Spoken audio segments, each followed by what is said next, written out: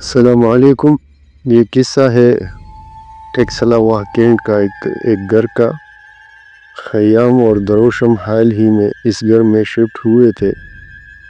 یہ گھر کافی خوبصورت تھا، کمرشل ایریا میں ہونے کے باوجود ایک عرصے سے سنسان پڑا تھا۔ کافی بار رینٹ پر بھی دیا، پر جس نے بھی گھر میں رہنے کی کوشش کی ان میں زیادہ تر تو ڈر کر بھاگ گئے، اور جو نہیں ڈرے وہ مار دیے گئے، جس کی وجہ سے یہ بانٹ ہاؤس مشہور ہو گیا تھا، جو ہر سال کی پہلی 14ویں رات کو نوجوان لڑکے کی بلی لیتا تھا۔ خیام کے والد کی وصیت کے مطابق خیام اور اس سے بڑے 2 بہن بھائی میں جائیداد بانٹ دی گئی تھی۔ خیام کے بڑے دونوں بہن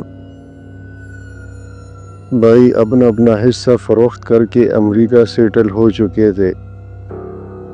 ان کے بہت زور دینے پر بھی جب خیام نہیں مانا تو مدام العنونہ نے خیام کو اس کے حال پر چھوڑ دیا، کیونکہ خیام اپنی ہی ملک میں رہ کر خدمات سر انجام دینا چاہتا تھا۔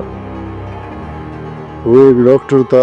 ہاسٹل میں ہی خیام دروشم سے ملا تھا، جو سائیکالوجسٹ ہونے کے ساتھ ساتھ روحانی عملیات سے بھی لوگوں کا علاج کیا کرتی تھی۔ اور یہ خوبی دروشم کو اپنے بابا کے ذریعے ملی تھی، جن کا نام بھی شیطانی عملیات والوں کے لیے کسی مصیبت سے کم نہ تھا۔ سید محراب عالم شاہ۔ خیام اتنا خوبصورت گھر ہے، چاروں طرف لان اور پھول پودوں کے درمیان گرے۔ اس گھر کو دیکھتے ہوئے دروشم بولی، بند ہونے کے باوجود گھر کی مینٹیننس کا خیال رکھا گیا تھا، اس میں تو کوئی شک نہیں۔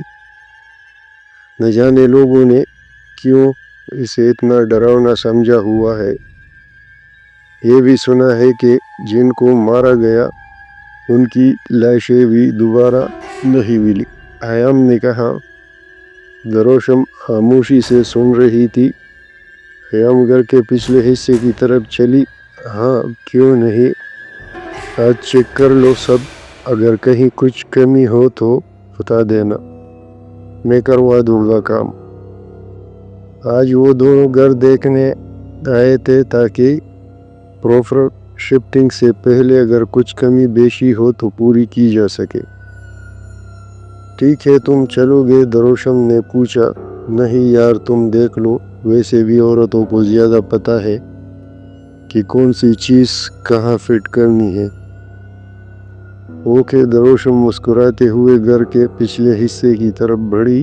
جیسے جیسے وہ گھر کے پچھلے حصے کی طرف بڑھ رہی تھی، عجیب سی سنسناہٹ اسے اپنے جسم میں محسوس ہو رہی تھی۔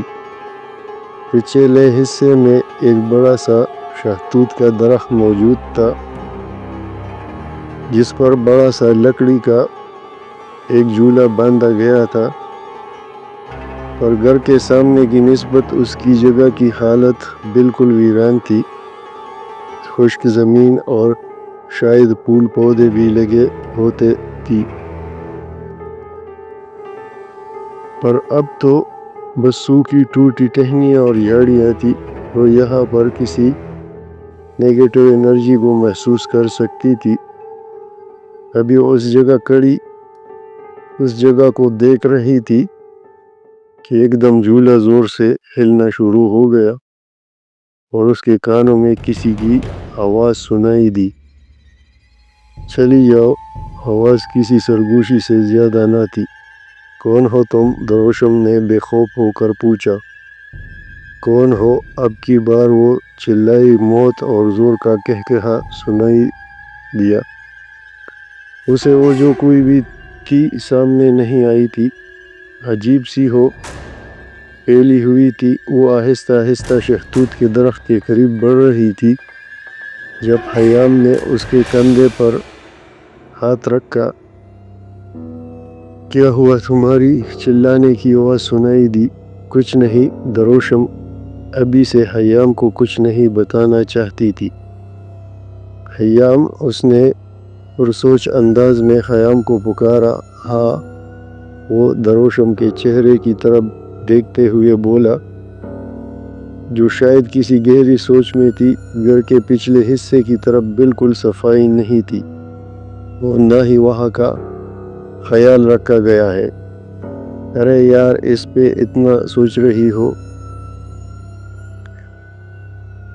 ایکچولی جس بندے کی ذمہ یہ مینٹیننس کا کام تھا وہ باقی سارا کام کرتا، وہ بھی دن میں، مگر پچھلے طرف جانے سے اس نے منع کر دیا تھا۔